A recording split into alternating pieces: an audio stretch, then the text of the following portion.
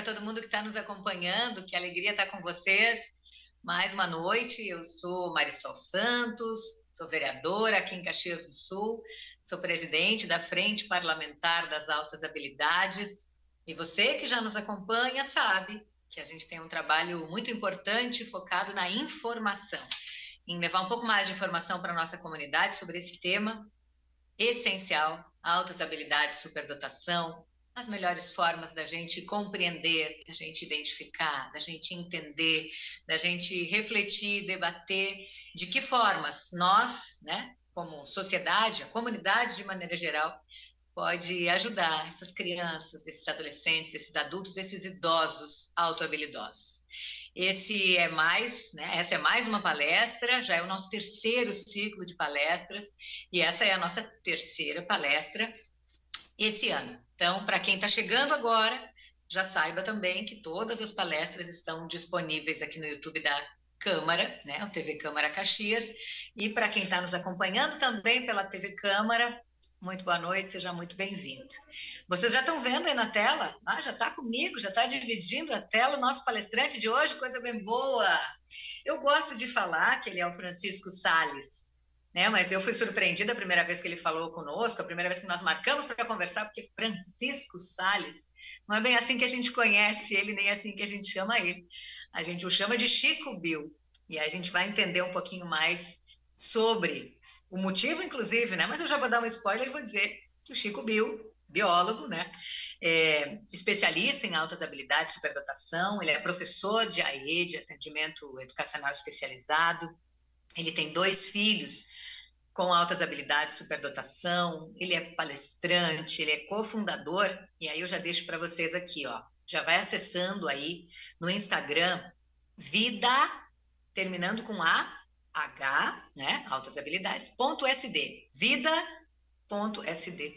Vocês vão se surpreender com um conteúdo sensacional que o Chico traz para a gente, aí, com várias orientações, várias questões importantes. E ele também é mentor de adolescentes autohabilidosos. E ele é o palestrante hoje nessa nossa terceira palestra do ciclo de palestras da Frente Parlamentar das Altas Habilidades. Então, antes de passar para ele, só quero reforçar o nosso agradecimento pela companhia de vocês. A gente sabe que ao longo aí da palestra também vão entrando outras pessoas e vão nos assistindo pela TV Câmara, famílias, mães, pais, avós, tios, muitos professores que têm cada vez mais participado dessa nossa mobilização, né, para a gente conseguir entender melhor, e a gente consegue, então, a partir disso, encarar muito melhor, atender muito melhor. Então, a todos eles, muito obrigada. Preciso já, de antemão, fazer um agradecimento a essa equipe que está conosco, né, a minha assessoria também aqui da TV Câmara, o pessoal, muito obrigada por nos apoiar, por estar conosco.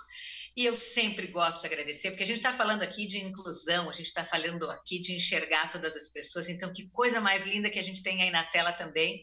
Obrigada, sempre que a gente possa ter a nossa intérprete de Libras, para que o nosso conteúdo possa ser o mais acessível possível. Já falei demais, muito boa noite, Chico Bill, seja muito bem-vindo mais uma vez para falar conosco, e hoje com um tema, mais uma vez, importantíssimo. O título desse nosso bate-papo é Importância do Encontro com Pares para os autohabilidosos superdotados adolescentes. Então, pais, mães, tios, avós, que eu falei aqui, ó, todo mundo muito atento, porque a gente sabe que vem coisa boa por aí. Chico, a palavra é tua, fica muito à vontade, a gente quer te ouvir. Beleza, obrigado. Eu começo agradecendo o convite, o espaço, mais uma vez poder falar um pouquinho sobre altas habilidades. Para mim, não apenas difundir conhecimento, mas é uma expectativa de que esse conhecimento chegue a todos os lares e que isso se torne realmente um conhecimento universal. Eu, como Marisol já bem colocou, tenho experiência familiar, tenho experiência profissional dentro desse ramo de atendimento, dentro dessa área de atuação, e cada vez mais tem ficado evidente o quanto é importante a gente entender todas as nuances da superdotação e suas singularidades, porque aqui no Brasil a gente tem o hábito, infelizmente, um hábito muito ruim de generalizar, de padronizar e esperar que aquilo ali funcione para todos, ou que seja bom para todos. Há muito tempo fazia-se isso pensando na maioria. Se suprisse a maioria, a minoria, problema, vai lá, caçar uma outra forma de você fazer. Essa não é a nossa preocupação.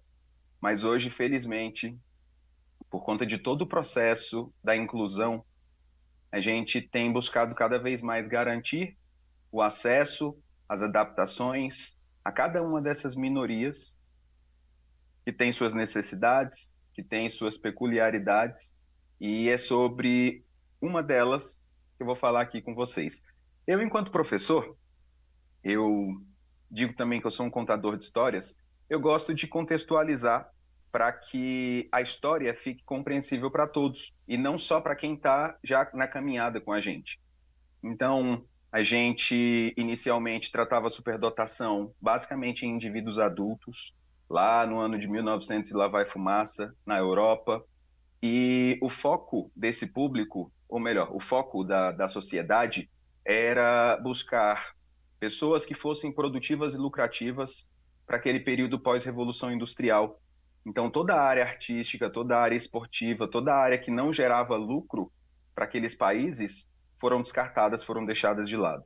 Então, a gente tem uma Europa ainda majoritariamente branca, classista, machista, onde os homens brancos adultos eram aqueles que acessavam a universidade e que naturalmente acabavam alcançando algum destaque e se destacavam, e com isso, esse foi o grupo que inicialmente foi visto como superdotado. Percebam que aí a gente não tem muitas mulheres, a gente não tem negros, a gente não tem pobres, a gente não tem periféricos. E a gente tem uma área muito restrita, a área da lógica e matemática, a área de linguagens, basicamente essas duas áreas dominando então aí o que era visto como importante, o que era visto como inteligente. Essa imagem, ela se perpetuou por muito tempo e ainda hoje é a imagem que se perpetua para a maioria das pessoas no Brasil e no mundo. Só que a gente precisa entender que desse grupo de superdotados adultos não foram todos os que na infância sobreviveram, se desenvolveram e alcançaram essa adultez ainda manifestando suas características de superdotação. É certo que vários desses ficaram pelo caminho, vários desses tiveram questões onde foi impossibilitado desenvolver as suas potencialidades. Porque quando a gente fala em superdotação, a gente não está falando no resultado, a gente não está falando no produto, a gente está falando num processo, nas potencialidades, nas capacidades de desenvolvimento, que são mais aceleradas, que são mais rápidas, que são mais intensas, mas são capacidades a serem ainda desenvolvidas. E hoje, aqui no Brasil e no mundo, a gente está falando de superdotação na sua fase meio que embrionária, em crianças, em adolescentes, em adultos e em idosos. Mas, naturalmente, o foco maior está sendo nas crianças. E segundo ponto, os adolescentes. Adulto e idoso, a maioria da sociedade, inclusive eles já pensam assim: ah, não, você já sobreviveu até aqui? Que diferença vai fazer uma identificação, ou você saber se é ou se não é? Se sobrar tempo, eu falo disso depois. Mas meu foco hoje vai ser adolescentes. Para a gente poder entender o adolescente, eu vou falar um pouquinho da criança. As crianças, elas têm uma série de peculiaridades que as diferenciam dos adolescentes. É naturalmente quem tem filhos ou filhas vai perceber muito disso do que eu estou falando. Só que quando a gente fala em crianças neuroatípicas, superdotadas, vocês vão ver que essas características elas são muito mais intensas, muito mais presentes e muito mais marcantes. A criança, naturalmente, ela é curiosa, ela tem energia, ela é questionadora. E questionadora não é de embate, não é de disputa de poder, mas é para saber, é para buscar. Quando a gente pega uma criança superdotada, às vezes ela pode até questionar aquele papel da autoridade, da imposição de simplesmente faça isso ou faça aquilo, se ela perceber que não faz sentido. Mas o desenvolvimento da criança superdotada, ela está muito mais voltada para um âmbito individual, um âmbito mais egocêntrico, não vou dizer egoísta, mas eu vou dizer egocêntrico, onde ela está no centro, onde ela quer atenção, onde ela tem as suas necessidades, ela não está se importando muito com as necessidades e as peculiaridades do coleguinha ou da coleguinha, e especialmente esse nicho superdotado, ele acaba sendo, de certa forma, até um pouquinho mais arrogante, porque ele está ali em meio a pares que estão tendo um desenvolvimento mais ou menos padronizado e aquela criança já está mais à frente, e ela enxerga, de certa forma, aquelas crianças como inferiores ou lentas. Aí um ponto que é importante a gente já ir trabalhando na infância. Toda a questão da moralidade, das diferenças, do respeito às diferenças do tempo de cada um. E isso são sementinhas para quando ele tiver maior. Porque na infância não são todos que fazem ainda essas sementinhas germinarem. Então, muito superdotado e muito superdotada na infância está ali se achando o último pacote do biscoito. E realmente acaba sendo aquele biscoito que se destaca, que é mais disputado, porque nas séries iniciais é tudo muito simples para eles, pegam muito rápido, aprendem muito rápido e não vem ali nada que normalmente os desafie. Então, tem várias estratégias para poder lidar com essas crianças, mas não vou falar das estratégias agora. Por que eu estou falando disso? Quando a gente vai passando para a adolescência, a nossa necessidade social ela muda. A criança, ela está buscando cuidadores, ela está buscando por curiosidade o conhecimento. Então, geralmente, ela vai ter um adulto como referência, pode ser os cuidadores primários, óbvio, pai, mãe, vô, vó, mas tem também toda a atenção voltada para o professor ou professora. Porque naquela imagem de um adulto que transfere para ela segurança, é onde ela vai se sentir à vontade para se desenvolver. E aí é onde, eu vou abrir um parênteses aqui que é a parte, é onde a gente vê tantos traumas, tantos problemas gerados nessa fase escolar inicial, quando um professor ou uma professora não tem afeto, não tem acolhimento e não tem empatia. Faz com que aquela criança se enxergue totalmente inadequada, porque a criança ela não consegue diferenciar o que é comportamento e o que é ela. Então, se a professora chama a atenção pelo seu comportamento ser inadequado, ela vai enxergar que é inadequada e vai fazer de tudo para que aquele comportamento não se repita, porque a criança ela quer ser amada, ela quer ter atenção. Então, seja do pai, da mãe ou da tia da escola. Vocês que já tiveram crianças pequenas devem ter visto tanto que ela chega com o olhinho brilhando quando tem a atenção da tia, quando recebe um elogio, quando tem alguma coisa positiva nessa relação. Agora entrando na adolescência propriamente dita. O adolescente, ele deixa de querer essa referência dos cuidadores primários. O adolescente, naturalmente, ele já parte para uma busca social. Ele já parte para buscar novas aventuras, novos desafios, novos ambientes, porque o cérebro dele passa para ele a ideia de que tudo que ele já tinha a aprender com aqueles cuidadores primários, com aquele ambiente inicial, onde ele estava sendo protegido e desenvolvido, ele já adquiriu. Então, está na hora de partir para o mundo, está na hora de partir para novas aventuras e novas experiências. Ele vai até buscar novos representantes a seguir, novas pessoas que ele vai considerar referências. Pode ser um outro professor, mas aí já não vai ser todo professor, vai ser um professor ou a professora, vai ser um tio, uma tia, e hoje nessa era de internet, vai ser algum influencer, vai ser alguém que está mostrando dentro daquela imagem algo que ele considera ou algo que ela considera interessante ou relevante. E aí eu já vou abrir um parêntese para vocês. O nosso cérebro não consegue diferenciar emocionalmente falando e em questões de memória o que é real do que é fictício, do que é virtual. Vou dar um exemplo simples. Se você assistir um filme de terror, ou uma criança principalmente, o cérebro dela vai fazer com que aquela criança ou aquele adulto revise aquela imagem, reveja aquela imagem para lembrar do perigo, para lembrar do risco. Mesmo não sendo um risco real, mesmo não sendo uma criatura real, há grande chance de você ter pesadelos. Tenho certeza que vocês, adultos, alguma vez já se emocionaram com filmes, novelas. Tá ali acontecendo uma coisa totalmente fictícia, mas você se apega, você se emociona, você se alegra, você chora. O teu cérebro, ele não consegue fazer essa distinção.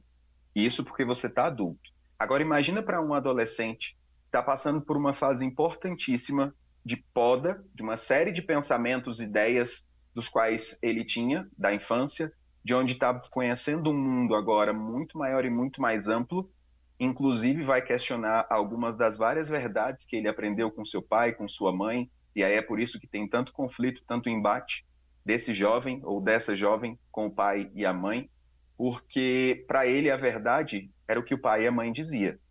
E agora ele está vendo outros jovens com outras ideias, com outros mundos, com outras vivências. Agora imagina isso tudo amplificado, isso tudo potencializado. Porque quando a gente fala em superdotação, é importante lembrar que o cérebro, enquanto controle de tudo, ele está muito mais intenso, ele está muito mais conectado. É como se ele tivesse muito mais eletrificado. É como se ele tivesse mais neurônios. Na verdade, os neurônios até é verdade. Mas esse cérebro, ele faz conexões muito mais intensas, muito mais rápidas, e isso inclui também as expectativas e deduções que a gente faz do que a gente acha que o outro acha, do que a gente acha que o outro falou, e isso faz com que isso torne ainda mais verdades em um tempo muito mais rápido para ele. O adolescente está buscando referências. Se ele se sentir deslocado, se ele se sentir inapropriado, se ele se sentir inadequado, ele vai se ver como errado, porque as outras referências que ele está observando não se comportam como ele, não pensam como ele, não agem como ele. E se a maioria faz desse jeito e eu não faço, é porque o errado sou eu. Principalmente quando eu sou repreendido em público pelo professor, pela professora, por um líder da igreja, por um avô, por um pai, por uma mãe. Todo tipo de repreensão gera no nosso cérebro como se fosse um foco de atenção. Porque na adolescência a gente está desenvolvendo uma habilidade importantíssima que é a vida social. Lembra que lá na infância nossa maior preocupação é a gente. É uma infância bem egocêntrica. Eu brinco, eu me divirto, eu corro, mas o maior foco sou eu. Agora na adolescência o foco vai para fora. O foco são os outros. É a aprovação dos outros, é o convite dos outros, é a companhia dos outros, para que assim eu consiga me estabelecer enquanto um indivíduo nessa sociedade. Porque se eu não sou visto, se eu não sou um indivíduo, não tem para que eu estar aqui. E aí vou abrir um outro parênteses. Esse é um dos motivos que a gente está tendo tanto adoecimento, que a gente está tendo tantos problemas com autoflagelo, com ideação suicida, com depressão, com ansiedade, porque esses jovens, eles estão vivendo hoje um nível de vida virtual muito maior do que a vida real. Uma coisa que a gente escuta muito aqui no Vida, que eu escuto muito no atendimento, são de jovens que não querem socializar no condomínio, na rua, preferem ficar no computador ou no celular, que não tem muitos amigos ou tem poucos amigos na escola, às vezes nenhum, mas passa muito tempo em frente à tela. O que acontece com esse tempo em frente à tela? Se eu estou num jogo em primeira pessoa, se eu estou numa série ou em um filme onde eu vejo jovens socializando, se eu vejo, se eu não, né? Se o meu cérebro capta todas essas imagens de pessoas socializando, de pessoas conversando, interagindo, e principalmente nesses jogos de primeira pessoa, o seu cérebro identifica que você está socializando, porque ali você interage, é você quem controla o movimento, é você quem se desloca para determinado cômodo, é você quem pega uma recompensa. E quando você pega uma recompensa, seu cérebro te dá um bônus, que é uma descarga de neurotransmissores prazerosos. Então, o mundo virtual, ele tem sido muito mais atraente, gratificante e recompensador do que o mundo real. E aí, vou falar agora bem direto para vocês. Para o cérebro daquele adolescente, para o corpo daquele adolescente, aquilo ali é socialização. Então, ele está socializando, ele está interagindo, ele está conversando, ele está buscando novos espaços, novos ambientes e novas aventuras. Só que quando ele vai para a interação real, que ele também vai ter que passar, não é tão recompensador num tempo tão rápido como é num jogo, por exemplo. não é tão prazeroso e tão emocionante como é num jogo. Vai ficar 4, 5 horas sentado numa cadeira desconfortável, ouvindo coisas que para ele não são importantes, com pessoas que não falam, não tratam e não buscam assuntos parecidos com o que ele gosta ou que ela gosta. Que às vezes pode ser um assunto bem específico, às vezes pode ser um assunto bem diferenciado, pode ser um assunto bem aprofundado, mas não encontra normalmente semelhantes naquele ambiente.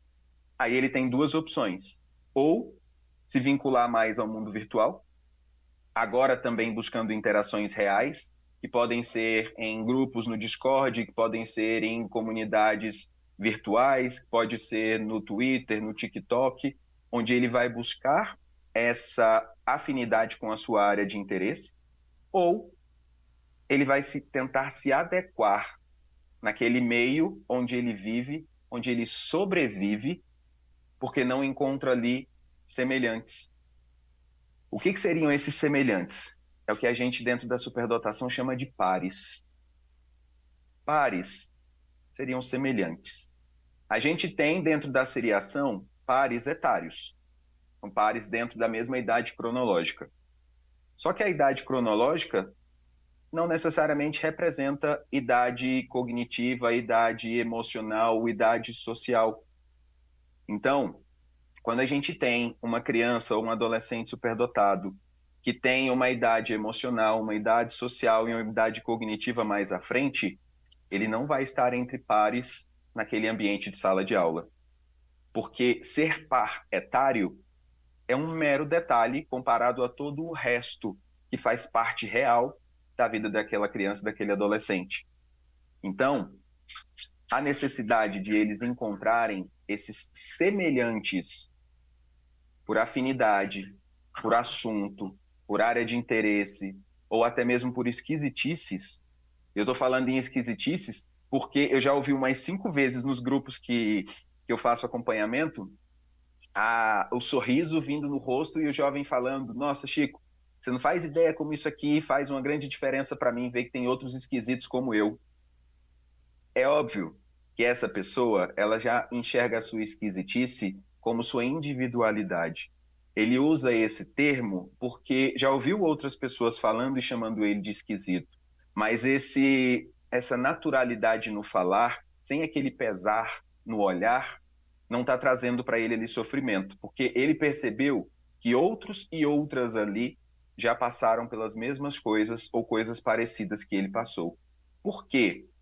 Infelizmente, a nossa sociedade que se desenvolveu baseado nesse modelo industrial, baseado nesse modelo de repetição, baseado nesse modelo de seleção do melhor e desprezo do pior, está o tempo inteiro comparando e competindo um com o outro. E a gente está o tempo inteiro sendo comparado ou sendo apontado com modelos que não são reais. Quando a jovem vai na internet olhar um TikTok, um Twitter, um Instagram, um YouTube, ele não está vendo uma pessoa real, ele está vendo um personagem.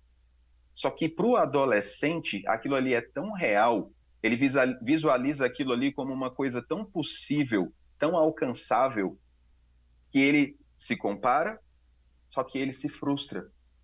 Por quê? Não consegue alcançar aquele nível de potencialidade ou de visibilidade.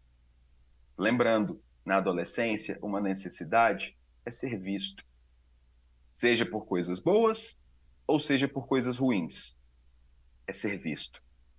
Então, quando a gente vê que esses jovens eles encontram com pares de tema, de área, de conhecimento, de área de interesse ou de desejos de projetos, ou até mesmo de séries, filmes, jogos, eles vão se sentindo mais à vontade, que eles veem que não são os únicos. Eu não sei se vocês já ouviram a história do Patinho Feio, eu acredito que sim. E no final da história a gente descobre que não era um pato, era um cisne. É mais ou menos a mesma ideia. Ninguém está comparando nem está dizendo que um é melhor do que o outro. São animais, cada um com as suas características, cada um com as suas necessidades, aparentemente muito semelhantes, principalmente quando são filhotes, mas os seus hábitos de vida, seus estilos, suas necessidades, seu tamanho, tudo isso vai se diferenciando. Então, se aquele cisnezinho tivesse a oportunidade de se encontrar com outros cisnes, ou se tivesse a aceitação de que tudo bem ser diferente, ele não teria sofrido tanto que sofreu. Mas, infelizmente, a gente está vivendo um momento onde todo aquele ou toda aquela que se destaca, seja para mais, ou que se diferencia em comportamentos, é rotulado como ruim, é rotulado como estranho. Infelizmente, a gente não vê aqui no Brasil o se sair bem como algo positivo. A maioria dos olhares que a gente vê ao redor são de inveja, são de, poxa, eu queria estar ali. A gente vê um sorriso verdadeiro, um brilho no olhar de felicidade daquelas pessoas que nos amam. Mas da maioria das pessoas que estão ao nosso redor, a gente vê um olhar meio torto, a gente percebe alguns comentários, está se achando, e imagina isso tudo para um adolescente ou para um adolescente que ainda está desenvolvendo o seu processo de autoimagem, de autoconceito e de autoestima. Eles preferem muitas vezes se desacelerar, diminuir o seu ritmo para não chamar atenção, porque é melhor estar no meio de todo mundo do que se destacar para eles de maneira negativa. Então, estar entre pares é a realização de um sonho para a maioria desses jovens. É poder falar de suas peculiaridades e ser compreendido pelos demais. É poder compartilhar algumas situações que passa e ter acolhimento porque outros já passaram por situações parecidas. Então, quando você vai abrir uma situação dessa para um neurotípico, o neurotípico não passou pelo que você passou, não vive na intensidade que você vive, não experienciou as coisas que você experienciou. Não estou falando que não rola bullying, não estou falando que não rola exclusão com um neurotípico, mas a intensidade com que aquilo é sentido e é processado por aquele cérebro altamente desenvolvido é muito mais intenso, é muito mais marcante, é muito mais traumático. E com isso, aquele cérebro vai fazer o quê? Busque enquadrar-se, busque fazer, busque pertencer. Vou dar um exemplo bem triste, mas que infelizmente é real. Vários desses jovens que se envolveram nesses grupos no Discord e que estavam planejando ataque às escolas, eles entraram ali não porque eram ruins, eles entraram ali porque estavam buscando validação e acolhimento. E tiveram validação e acolhimento daqueles líderes do mal, líderes negativos, que se aproveitaram dessa fragilidade, dessa fase da adolescência, de oferecer um acolhimento, de oferecer uma validação, de oferecer um fortalecimento e o aplauso, que é o que muitos jovens precisam. Então, aquele jovem bota na balança. Se eu tenho um ambiente escolar que não me aceita, que não me acolhe, que me exclui, que me faz bullying, me gera sofrimento, e eu tenho aqui meus amigos que me validam, que me apoiam, que me encorajam, eu quero agradar a eles e não a galera da escola. Porque na adolescência, tudo o que eles estão buscando é um grupo de pertencimento. Aí agora pensa no jovem ou na jovem com altas habilidades ou superdotação, se sentindo perdida no meio daquele mar de gente e não sendo vista. A maioria das pessoas que está ali não se importa de estar no meio das ondas e não se diferenciar, mas isso, para uma pessoa com superdotação, acaba sendo meio que uma necessidade fisiológica, porque na infância se destacou, na infância foi percebida, na infância ela foi vista. E aí, quando chega na adolescência, toda aquela ideia que aquela criança tinha de que quando eu crescer vai ser tudo melhor ainda, chega na adolescência, ela leva um baque, porque ali ela não tem a validação, na maioria das vezes, ali ela não tem a aceitação das suas falas, das suas perguntas, das suas curiosidades. Quando a criança é pequena e o sinal já está perto de bater e ele faz uma pergunta, as outras crianças não reclamam, mas vai fazer isso na adolescência. Você está ali com o seu cérebro borbulhando por conta daquela aula que você ama de história, de matemática, de química, de biologia, e aí o professor ou a professora começa a falar alguma coisa que te interessa e você vai empolgando e mergulha, porque uma das características da superdotação é essa conexão intensa com as suas áreas de interesse. E aí tá ali vivendo aquele êxtase cognitivo e a galera começa a reclamar porque já está quase acabando a aula e fica fazendo pergunta e fica atrapalhando. Então, essa pessoa vai se sentindo inadequada. Chico, que tipo de ambientes então a gente poderia disponibilizar para pares? Porque aqui na minha cidade, aqui no meu estado, não tem NAAS, não tem salas de recurso. O que que a gente pode fazer?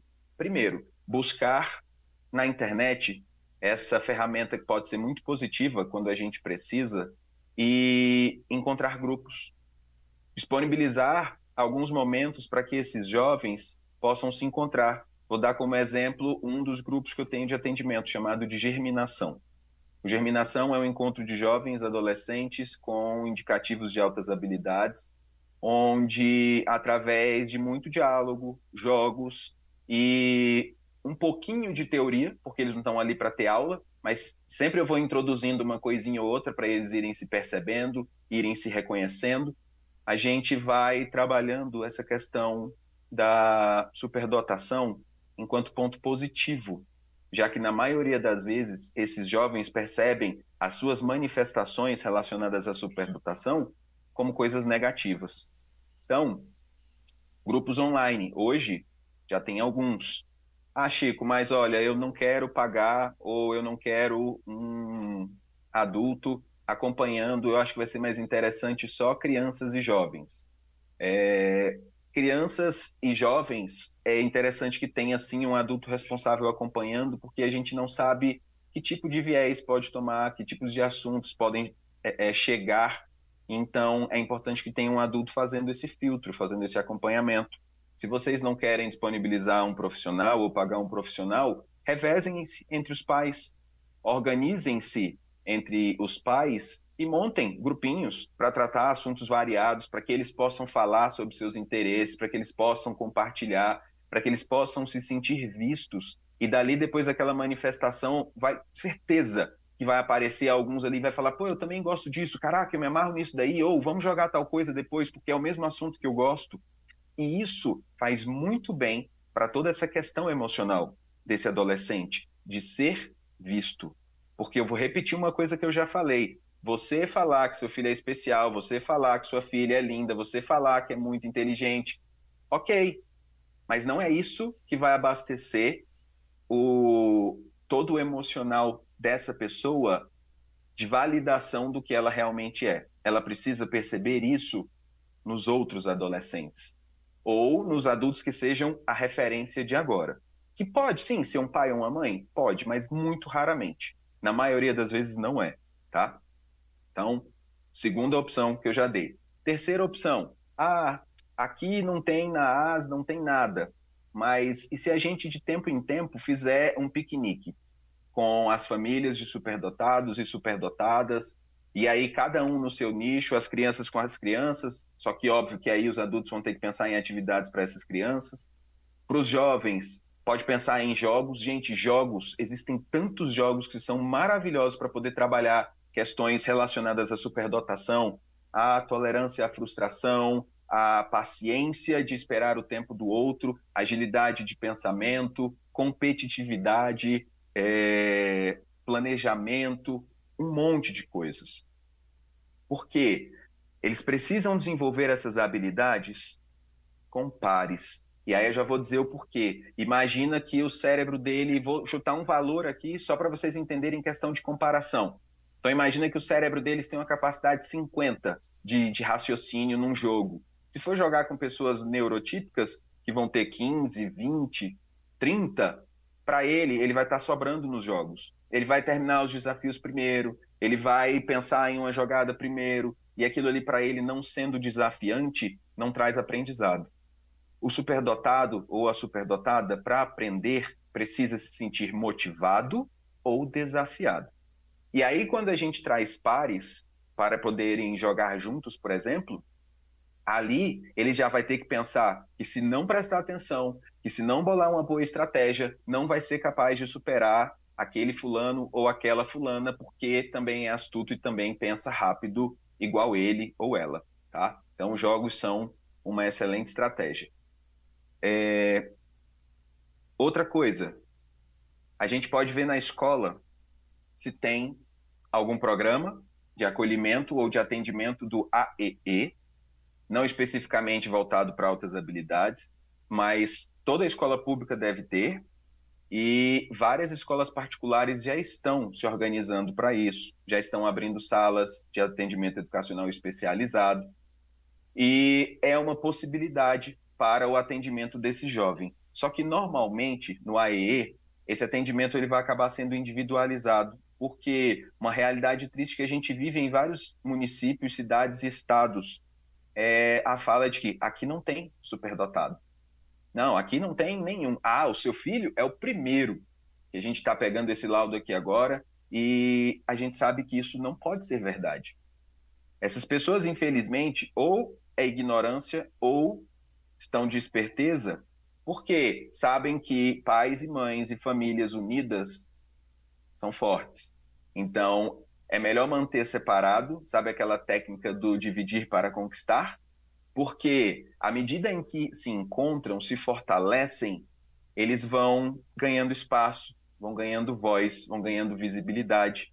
Então, é importante que vocês busquem dentro da escola de vocês se há outras crianças ou outros adolescentes para que vocês possam conversar sobre. Por quê? Vou até fazer um gancho aqui nesse lance de pares. Mães, principalmente vocês que carregam o fardo aí da família, todo o peso de cuidar da casa, cuidar dos filhos, cuidar do marido, correr na escola, brigar com a escola, fazer seu trabalho e toda aquela sobrecarga emocional de lidar com um filho neuroatípico, vocês precisam de um momento seu, e aí é seu individual, intransferível, mas é importante que você tenha também um momento coletivo com outras mães para poder trocar questões dessa maternidade, questões dessa vivência que é tão pesada, que é tão difícil. Porque as pessoas acham que apenas mães de deficientes ou mães de TEA têm dificuldades. É óbvio que quando a gente quer mostrar o nosso filho, a gente vai mostrar muito mais as qualidades do que os defeitos. Parece que a gente foi ensinado a não mostrar nossas fraquezas, tanto da gente quanto dos que nos cercam. E aí a gente não fica falando para todo mundo os perrengues que a gente passa dentro da superdotação, as crises emocionais, todas as questões relacionadas ao perfeccionismo, a frustração, a ansiedade, a angústia e várias questões que atrapalham ou influenciam de maneira mais ou menos intensa em cada um de vocês. Isso, se a gente ainda fosse falar das sobreestabilidades, que eu não vai dar tempo de falar aqui hoje. É muita coisa que tem para falar, Marisol. A gente depois vai precisar de outro dia. E vocês precisam desse momento para poder falar, desse momento para poder se ouvir, ouvir outras mães, para que vocês se sintam normais, de ver que você não é a única que está passando por isso. É engraçado que eu ouvi uma mãe falando disso. A gente tem um grupo dentro do Vida que é de acompanhamento familiar. Aí, depois de um encontro do Família, também terminando com AH, uma mãe falou para a Lívia, né, minha esposa, que ela achava que sofria sozinho, mas depois que descobre que o sofrimento é dividido, parece que ele atenua, porque ela já começou a enxergar uma esperança de, opa, aqui nessas mães de superdotados mais velhos, eu tenho talvez algumas respostas para coisas que eu vou passar. Eu, com essas mães aqui de filhos mais novos, tenho muita experiência para compartilhar. E aí se torna um espaço de troca. E isso faz bem para qualquer pessoa, se sentir pertencente. Então, para eu ir direcionando minha fala para o final, porque eu não sei se a gente vai ter tempo para perguntas. Mas quando a gente fala, então, em encontrar com pares, é pensando em um compartilhar de experiências, um compartilhar de aprendizado, um compartilhar de acolhimento que vários desses jovens precisam. E é óbvio que a maioria desses jovens que vão precisar, a gente tem várias teorias que falam de superdotação. A minha preferida e é o que eu mais uso é a de Joseph Renzulli, onde ele traz dois tipos de superdotação. Seria um superdotado acadêmico e um superdotado produtivo criativo. O acadêmico tem tudo a ver com o que é passado na escola, excelente memorização, aplica muito bem o seu conhecimento, normalmente tira boas notas, então é aquela pessoa que é bem vista na escola. O produtivo criativo, ele tende a ser mais questionador, realmente muito criativo, então quer fazer diferente do que está sendo feito, quer testar coisas novas, prefere muito mais fazer do que ficar ouvindo o que está sendo feito. E isso dentro do ambiente escolar que gera aquela necessidade de comportamento robotizado, de só falar no momento que é permitido, de só opinar quando é permitido e copiar tudo que está sendo copiado, o produtivo criativo ele tende a ser muito problemático dentro da escola. E esses, inclusive, acabam sendo aqueles que sofrem mais dentro do ambiente escolar por conta daquele martírio da repetição. E eu posso ter também um misto dos dois, né? Do acadêmico e do produtivo criativo, onde eu vou ter toda essa necessidade de questionar esse modelo, de fazer diferente, mas aprender bem as coisas que são ensinadas, querer compartilhar, querer falar sobre, e não tem espaço nesses locais. Então, é óbvio que nem todos têm desejo de muita fala. Eu, por exemplo, fui um adolescente que falava mais do que hoje. Então, já dá para imaginar. Hoje eu já falo muito. Na minha adolescência, era muito mais. Eu vivia sendo expulso de sala de aula. E o pessoal ficava transtornado comigo porque eu não precisava ouvir a aula ou não precisava fazer os exercícios, os deveres, e passava com 8, 9, 10. Tranquilo. Então, a gente vê, inclusive esse foi um dos motivos que me fez virar professor, antes ainda de eu saber de superdotação, era eu sempre questionei esse modelo educacional repetitivo, então eu queria ser um professor diferente. Graças a Deus eu consegui ser um professor diferente. Só tive experiências positivas ao longo da minha vida de professor no ensino regular. Até hoje tenho contato com vários dos alunos que hoje já são adultos, crescidos, porque eu já tenho mais de 20 anos de sala de aula, e lembram de como as aulas eram participativas, de como as aulas eram prazerosas, dos espaços que eles tinham de fala, dos momentos em que a gente conversava sobre assuntos aparentemente aleatórios, mas eu estava aproveitando para falar com eles de resiliência, aproveitando para falar com eles sobre boa moral, porque eu acho que o ser humano sempre foi muito mais do que apenas o conhecimento memorizável.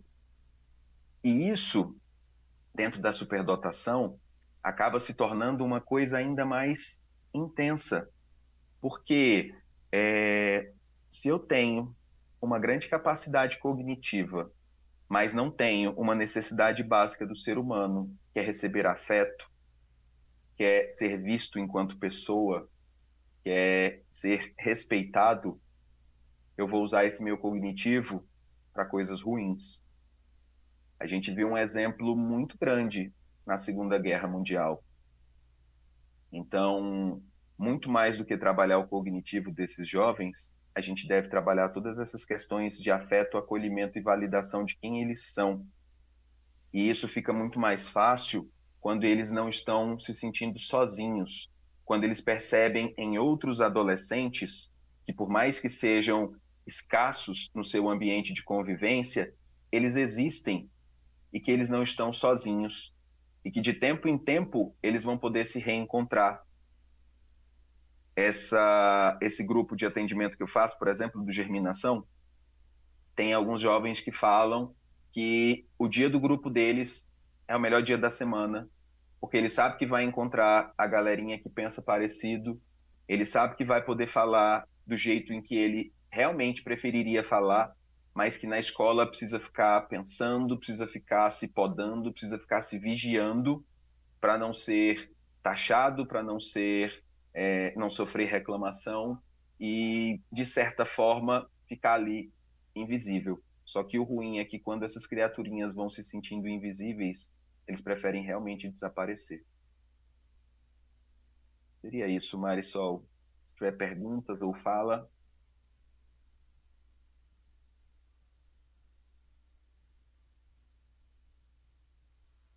Chico, agora no finalzinho deu uma falhadinha no teu áudio aí, mas eu acho que a gente conseguiu pegar. O fim deu como se fosse uma instabilidade aí da internet. É sempre tão bom te ouvir, tão bom te ouvir. Lívia, obrigada, tá, por nos emprestar um pouquinho. Os filhos também.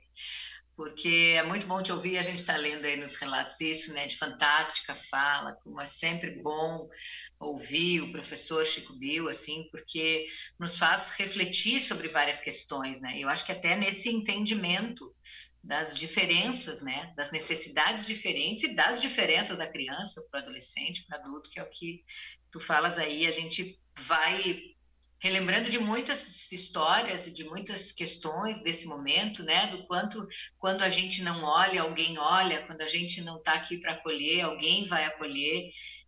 Isso, né, mexe com todos, assim. Eu tenho aqui na frente parlamentar, e já quero aproveitar e agradecer a presença da vereadora Tatiane Frisso, que faz parte da frente parlamentar e está nos acompanhando, e a gente ouve muito aqui os relatos das mães, dos pais, dos familiares, enfim. E eu até comentei com as mães aqui no nosso grupo que muito do que eu te ouço falar são os relatos que eu ouço delas, né? De muitos momentos, assim. Então, como é importante ouvir, como a gente tem, elas têm tentado, e a gente só tenta facilitar dentro do que é possível, mas como elas têm tentado buscar isso, né? De unir esforços, de, inclusive, dentro das escolas, que é essa dica que tu deu, né? De fortalecer, porque sim, muitas já ouviram em muitos lugares, e a gente já conversou sobre isso. Nossa, puxa vida, é o primeiro caso, né? A gente sabe que em algum momento foi o primeiro, mas hoje é difícil que tenha sido. E, por outro lado, a gente vê escolas atentas querendo fazer, mas ainda sem o entendimento do que efetivamente pode ser feito. Então, que coisa bem boa te ouvir em todos esses sentidos. Tem alguns questionamentos e a gente vai fazendo para mais uns 10 minutinhos, pelo menos, se tu não te importa, da gente conversar. Deixa eu agradecer, Marivânia está conosco, a Fátima. Olha, a Fátima faz uma reflexão, que é isso que eu estou falando, né, Fátima? Como é importante a gente se colocar no lugar de um adolescente com altas habilidades, tentar entender tudo isso que vive, tudo isso que passa no momento de turbilhão que é justamente aí a adolescência, né? A Rosângela, ela tinha feito um questionamento, antes a Rosângela disse que é lá de Floripa, né? Florianópolis, Santa Catarina. Então, deixa eu voltar. A gente está conversando com o Chico Bill, que está falando de Brasília, né, Chico? Sim. Porque eu não falei isso no começo, então deixa eu explicar para as pessoas. O Chico está conversando conosco, lá de Brasília, tá? E a Rosângela tinha perguntado, e aí depois tu já vai direto. Ela disse aqui, vi que tu é biólogo, da onde veio esse interesse, né? O que despertou para a questão de se especializar em altas habilidades? Perguntou se tu também é autohabilidoso. Então, depois tu nos conta um pouquinho dessa tua relação. A gente falou no comecinho que é pai também de 2 filhos, né, com altas habilidades de superdotação. Mas ela faz um questionamento aqui. Deixa eu achar a pergunta. Ela contou um pouquinho como é que é, diz que lá ela é prof de educação especial, que começaram a ação pedagógica, com triagens, identificação e desenvolvimento de potenciais. E olha que legal que ela diz aqui, em 2019 não tinha nenhum estudante identificado com indicadores de altas habilidades. Hoje são 55 atendidos na escola, na comunidade, entre pares. A gente sabe que esse 55, né, Rosângela, ainda não reflete o que é, mas olha que legal essa percepção. A gente sente o mesmo em Caxias, quando nós começamos a falar sobre isso. Eram 17, me corrige, deve ter gente 10 média aqui, mas eram 17 lá no comecinho. Hoje a gente sabe que já são 30 e tantos, com mais 15, acho que é isso, né, em fase de identificação. Então a gente está vendo que faltava o nosso olhar, talvez, né? Sim. E ela faz um questionamento, depois até ela pode também te procurar aí no Instagram, ela faz o questionamento do grupo online do Germinação, que tu falou como é que faz para participar. Então, se tu quiser contar um pouquinho, só rapidinho, sobre esse teu interesse, né, pela questão das altas habilidades, se tu é autohabilidoso, essa é uma pergunta da Rosângela, de Santa Catarina. Tá, beleza. Rosângela, boa noite. Eu vou tentar fazer rapidinho, mas vocês vão ver, é meio complicado. Eu caí nesse universo por conta do meu primogênito, do meu filho, né? Minha esposa foi a primeira a perceber várias coisas nesse aspecto. Parece que o pai é naturalmente lerdo e eu, como tenho a minha empolgação das minhas áreas de interesse, porque sim, eu sou superdotado, acaba que algumas das coisas a gente acaba deixando passar despercebido. Mas resolvi fazer um curso para aprender sobre. Eu sou professor aqui da Secretaria de Estado de Educação e tem uma escola de formação de professores. E foi quando reabriu um curso específico para altas habilidades, que era para habilitação para atuar na sala de altas habilidades, que nessa época meu filho já estava identificado, ele já estava sendo atendido por essa sala, já tinha quase um ano, e eu resolvi fazer o curso, mas a princípio só para autoconhecimento, para mim e para poder gerenciar melhor esse desenvolvimento do meu filho. Só que no final da minha primeira aula, eu não consigo passar despercebido por uma aula. Sempre fui assim, tanto na educação básica, na educação superior, na minha especialização, e não foi diferente. No término da primeira aula, a professora já veio me chamar e falou: Você está trabalhando onde? Aí eu falei que estava no ensino médio, e ela: Olha, você tem todo o perfil para trabalhar na sala de recursos. Então, vem para cá. Eu falei: Não, eu vim aqui só egoisticamente mesmo para aprender. Não estou com interesse de atuar na sala de altas habilidades, não. Aí ela: Tá bom. Aí terminava a aula, segunda aula, terceira aula, quarta, ela vinha todo dia falando, porque eu me empolgo no assunto, então eu falo. Além de eu pegar muito rápido coisas que eu me interesso, é uma das minhas características. Outra característica minha é a de fala abundante, né? Então, eu não consigo, se tem alguma coisa que eu sei que vai acrescentar naquele momento, eu quero falar. Se eu sei que tem alguma coisa que não ficou claro para mim, eu quero perguntar. Então, eu sou sempre muito participativo. Nada hoje que incomode. Eu sei me portar bem. Eu sei que quando eu era mais novo eu era meio descontrolado, né? Falta de controle inibitório. Sim, mas eu quero esclarecer se ficou alguma dúvida. E aí, para encurtar o assunto, eu acabei indo atuar na sala. A princípio, eu ainda não tinha identificação e hoje, pela experiência, por todos os indicativos e por todo o recorte da minha infância e da minha adolescência, eu fiz um processo de autoidentificação. Nunca fiz avaliação psicométrica, não sei quanto mede meu QI, enfim, outras coisas que depois, se vocês quiserem, entra lá no Vida para a gente conversar. Mas o que para mim, essencialmente, sempre valeu, dentro desses indicativos comportamentais, que se destacam em relação aos pares, quais que podem ser potencializados, quais que podem ser desenvolvidos, quais que precisam ser ajustados. E a gente tem uma série de fatores que existem alguns checklists, e óbvio, não tem um certo e errado, mas que existem uma série de indicativos que mostram para a gente se essa pessoa estaria dentro desse grupo ou não. Seria isso. Chico, sensacional. Tá todo mundo com a mesma sensação que eu? Chico, vem para cá, vamos, senta aqui, vamos bater papo, que a gente tem daí bastante tempo para conversar. Tenho certeza que tem mais gente que está com essa ideia aí. Mas assim, né, eu sei que não vai dar tempo nem da gente responder todos os questionamentos, eu vou fazer mais alguns, mas eu só queria reforçar. Vamos seguir para conseguir conversar e para entender um pouco mais do que a gente não pode falar. Eu estou falando de carteirinha, porque eu sigo e acho sensacional. Vida, quando a gente fala vida, encerrem com AH de altas habilidades, ponto SD. Vida na superdotação, vocês vão se encantar com o que tem de conteúdo lá. A Daiane Ciota, que é da nossa SMED, Secretaria Municipal de Educação, eu sabia que estariam nos acompanhando, tinha certeza, ela disse que é isso mesmo, que os números já ampliaram assim, eles têm feito um trabalho importante, os nossos professores aqui são muito dedicados, então estão sendo qualificados, vem trabalhando sobre isso, a gente sabe que ainda tem muitas dificuldades, porque a gente sabe que o AE, como já nos disse aqui o Chico Bill, né, ele não atende somente os autohabilidosos, né? Então tem uma série de questões que vem chegando às escolas e que esses professores têm tido que achar formas de trabalhar, mas que importante, assim, a SMED aqui tem feito esse trabalho de qualificação, de acompanhamento, com essas dicas que são importantes, né? A gente lá no começo tinha medo, viu, Chico? A gente dizia, essas mães que me acompanham, que eu sei que estão comigo aí também, a Aline e a Cirlei, sei que estão aqui acompanhando sempre, né? E todas as outras mães do grupo que fazem parte, várias delas já se manifestaram aqui, a Mari está conosco, eu vi agora há pouquinho também, a Marivane. Lá no comecinho a gente se perguntava, elas me diziam, Chico, ok, Marisol, mas a gente vai começar a falar sobre isso, e eles vão começar a aparecer, a gente faz o quê? Né? Porque a gente ainda tinha dificuldade também. Então a gente está trabalhando todo mundo junto para conseguir chegar no melhor para eles, né? E eu vi aqui, Cleudete, que coisa boa que tu está aqui com a gente, ela está elogiando, dizendo que tu é muito simpático, e além de muito simpático, está aprendendo muito, Obrigado. está aprendendo sempre como é bom a gente se sentir pertencente, né? Então agradece por essas possibilidades, a gente que agradece a participação de toda essa turma aqui. Tem uma pergunta que eu achei também super pertinente, que é do Adam.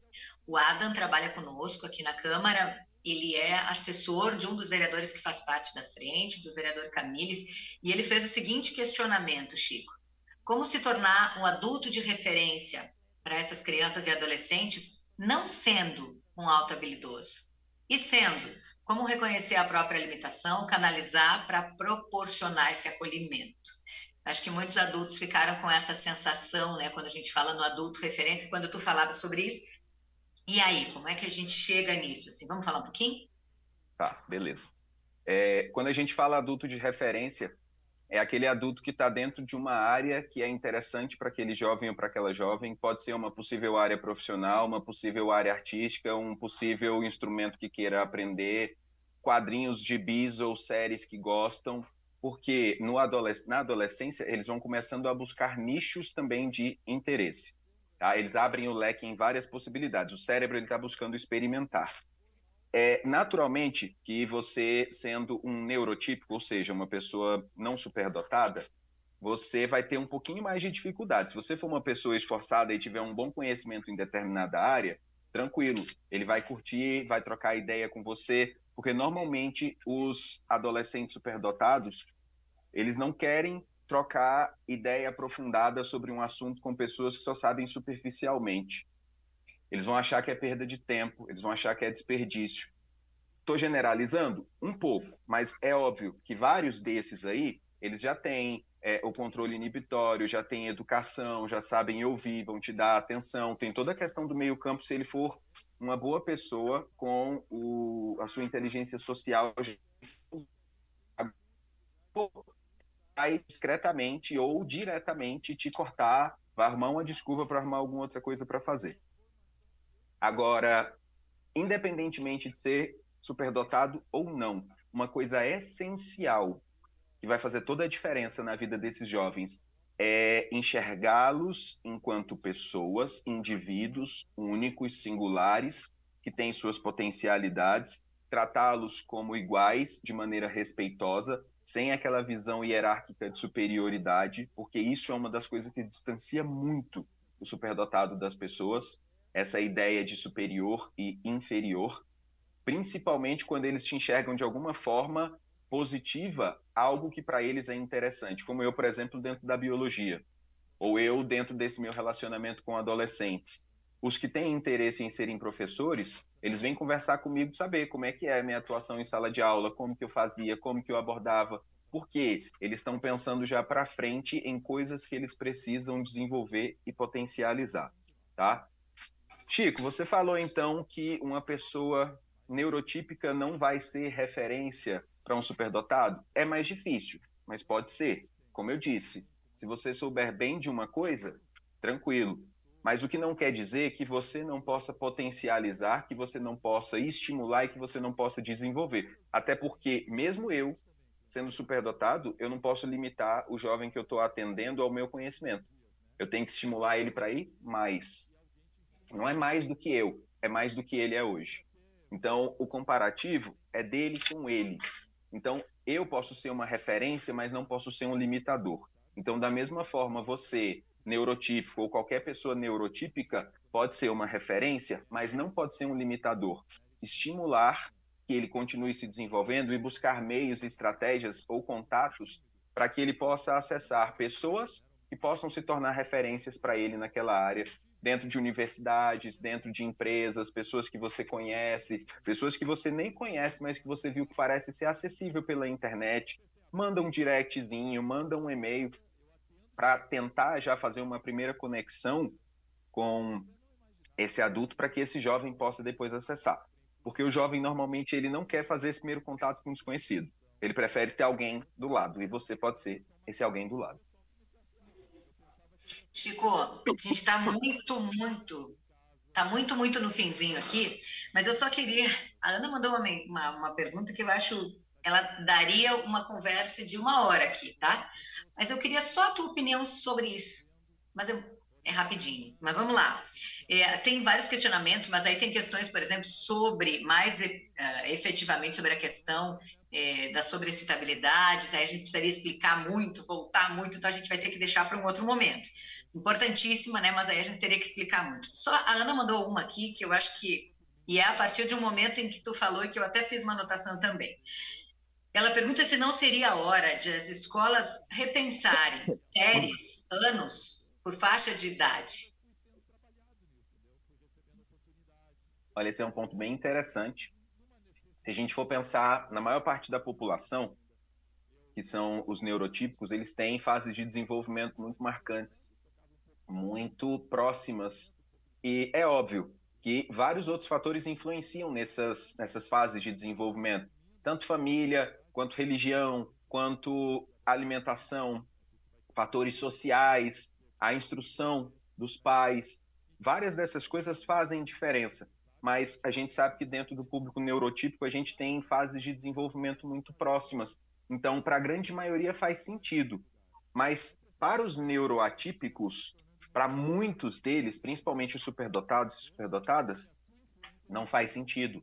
Então, a gente deveria pensar muito mais na capacidade de desenvolvimento daquela criança, na velocidade de desenvolvimento daquela criança, até porque isso acaba sendo muito mais necessário na infância do que na adolescência, mas que a gente pudesse desenvolvê-las dentro do seu ritmo e não forçá-las a andar dentro do ritmo do currículo regular. É óbvio que isso traz aí uma necessidade de olhar muito mais atento e um trabalho muito maior para o corpo docente, para o corpo diretivo. Porque se eu tenho 10 salas de primeiro ano do ensino fundamental e eu dou o mesmo conteúdo para todos, é um trabalho. Agora, se dentro de cada sala dessa eu tiver um superdotado ou uma superdotada, ou mesmo que eu junte todo mundo na mesma sala, eu não posso fazer a mesma adequação para todos, porque cada um é único. E aí é onde a gente vê aí, por exemplo, eu vejo isso constantemente. Aquele PI que você vê que é Ctrl+C, Ctrl+V, de maneira tão generalista e superficial, que não condiz com as necessidades daquele adolescente. Eu vou falar de adolescente porque é o público que eu acompanho, né? Eu acompanho a parte... Na realidade, pré-adolescente eu já acompanho também, e a partir dos 10 anos. Mas como esse olhar ainda da escola não está individualizado. Então, pior ainda se a gente fosse pensar nisso num modelo todo individualizado, que é o ideal, mas que dificuldade seria, pensando dentro dessas etapas de desenvolvimento. Mas o que eu digo que seria mais importante é ter maior flexibilização no currículo como um todo. Até porque a gente já sabe que esse excesso de memorização, esse excesso de cópia, ela não traz aprendizado, porque a maioria das crianças, adolescentes e adultos aprendem para a prova. Passou na prova, o seu cérebro apaga, porque o seu cérebro ele é seletivo, ele não tem espaço infinito. Então ele seleciona o que é relevante, o que é importante, o que é necessário. Aquele conteúdo que você já botou na cabeça que era só para a prova, depois ele apaga. Ele não vai guardar. Então, tem vários conteúdos, química, física, matemática, português, biologia, que você não usou depois daquela prova, não está aí na tua cabeça. Quanto desse conteúdo é realmente necessário? Será que esse é o melhor modelo de selecionar os melhores estudantes para uma universidade, por exemplo? Que são bons em Ctrl+C, Ctrl+V, mas que não sabem solucionar um problema? Que não sabem se gerir emocionalmente? Então, eu vejo muito mais uma mudança de currículo escolar do que mudança de seriação. inclui aí questões de inteligência emocional, inclui aí várias questões de vida social. É uma coisa boa que a gente já está vendo na Finlândia, que é o 5º ano consecutivo que tem a melhor educação do mundo. O tempo de vida social no parque, na primeira infância, é muito maior do que o tempo em sala de aula. Não tem tarefa para casa, nem no ensino médio. Porque o que é importante de ser apresentado de conteúdo é feito na escola. Em casa, a criança vai poder brincar, vai poder se aprofundar em alguma área de interesse, vai poder fazer outras coisas que é importante na infância. E aqui, a gente está só botando as criancinhas mais tempo dentro de sala de aula, querendo enfiar mais conteúdo, e a gente já sabe que isso não aumenta o aprendizado. Então, precisamos repensar realmente. Ei, que chacoalhou tudo agora. Bem para o fim, para a gente pensar em tudo que a gente está fazendo, tudo que precisa repensar, né? Coisa bem boa. Chico, não é a primeira vez que o Chico fala conosco da Frente Parlamentar. Ele é isso mesmo, ele é simplesmente sensacional, coisa mais boa de ouvir, de aprender. Tem uma forma, inclusive, além de tudo, né, muito didática de nos explicar, muito clara, que dá essa sensação. Nunca tinha lido tantas mensagens falando sobre essa questão de pertencimento, parece que a gente está entendendo de uma outra forma. Então, é pela forma tão clara mesmo, como o Chico fala. Não é a primeira vez, eu falei, não vai ser a última, Chico, a gente vai te incomodar em outros momentos, À porque vontade. porque tu sabe disso, né? Como é que é a história do eternamente responsável por aquilo que cativa, não é? Tá aí, né? É chavão, ficou lugar comum essa frase, mas sim, a gente vai precisar muito de ti, tu é necessário, assim, para o andamento disso tudo que a gente está fazendo, para essa mobilização. Nossa, tem muitos questionamentos, depois até te digo para ficar à vontade, dá uma olhadinha ali na questão do YouTube, eu recebi alguns aqui por WhatsApp, quando tu falou sobre o Ctrl+C, Ctrl+V do Pay, teve uma mãe que me disse, pois é, ainda que tem, né, porque a gente não sabe, muitas vezes a gente não sabe, a gente não vê, a gente insiste, né, de ter esse plano educacional individualizado e a gente não sabe, não enxerga, não tem esse acesso, apesar de ser um direito. Então, milhões de vezes obrigada pela tua disponibilidade em falar conosco, em contar um pouco da tua vida, da tua trajetória, de compartilhar conosco os teus conhecimentos, essas questões muito práticas, assim, também, que é o que a gente vem buscando, né, todos os dias. Quando tu falou sobre essa coisa, a Daiane está aqui com a gente, a Daiane da SMED, o Adam colocou mais parques, né, menos essa coisa da burocracia, menos essa coisa do certinho. A gente falou essa semana, Daiane, semana passada, quando a gente teve uma reunião aqui sobre a questão do avanço, né, enfim, aqui com a Frente Parlamentar, e a gente falou muito das crianças pequenininhas, né, da educação infantil ser uma mini escola grande, né, dos nossos pequenos estarem nas cadeirinhas uma atrás da outra, sentadinhos, fazendo, que a gente precisa deixar eles brincarem, que isso que é a hora disso mesmo, né? Então, te ouvir só nos faz ter mais certezas. Muito, muito, muito obrigada. Eu quero dizer para todo mundo que eu vou fazer isso também. No primeiro tempinho que eu tiver, eu vou voltar para essa palestra para assistir desde o começo com outra atenção e fazer algumas anotações que eu não consegui fazer, que eu acho que a gente precisa fazer para melhorar. Vai ficar gravado como estão todas as outras aqui. Mas já fica o convite para vocês no dia 15 de junho. Vocês sabem que o ciclo de palestras, esse aqui é o terceiro, é um por mês, né? Então, dia 15 de junho, também virtual, desenvolvimento de potencial nos adolescentes e adultos, altas habilidades.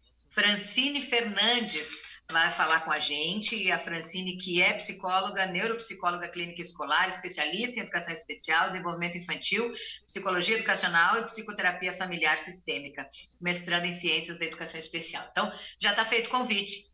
Chico, não tenho palavras para te agradecer. Muito, muito, muito obrigada por estar conosco. Eu que agradeço e é sempre uma honra estar aqui. Aceitarei novos convites, com certeza, quando eles surgirem. E, eventualmente, se o pessoal que mandou perguntas aí quiser depois mandar lá no direct do perfil do Vida, a gente pode combinar uma live de respostas. Uma live só de respostas das perguntas feitas na live do terceiro ciclo. Quem sabe, né? Espero que vocês entendam que cada um de vocês tem um papel importante na vida dos filhos e filhas de vocês na escola dos filhos e filhas de vocês, e vocês, profissional da educação, também. Se você, assim como eu, já sabe que tem muita coisa que não está adequado, pensa no que você pode fazer. A gente não precisa mudar o mundo, não. Mas se você fizer já uma pequena diferença, você vai perceber que é uma grande diferença nas pessoas que estão ao seu redor. Então, faça você a sua parte, se una com pessoas que também querem um mundo um pouquinho diferente, um pouquinho melhor, porque a gente só ficar reclamando porque ninguém está fazendo, não vai mudar, tá? Obrigado, boa noite, fiquem bem. Eu disse, é cada chacoalhão aqui desse moço que eu vou te dizer uma coisa. Gente, boa noite, muito obrigada pela companhia de vocês todos aqui. Assistam depois de novo, compartilhem com as pessoas que vocês conhecem. Depois a gente vai mandar esse link também, como a gente sempre faz, para todas as escolas municipais, estaduais, particulares de Caxias, para que possam compartilhar para as mães, para os pais que estão acompanhando. Para quem não é daqui, está aqui, né? A gente tem essa possibilidade na internet de se acompanhar. Sigam o vida.sd para conversar um pouco também com essa pessoa sensacional que esteve com a gente. Chico, boa noite. Muito obrigada a vocês todos. Boa noite. E a galera da TV Câmara, da comunicação aqui da casa que nos permitiu. As meninas intérpretes de Libras, que eu acho sensacional que estejam conosco. Inclusão é uma palavra sempre importante. Samuel, Milena, da minha equipe, envolvidíssimos e sempre. Obrigada também. Vereadora Tatiane Friis, que está nos acompanhando ainda, obrigada, e a todos vocês que nos acompanharam. Obrigada, um abraço, boa noite, e a gente fica por aqui.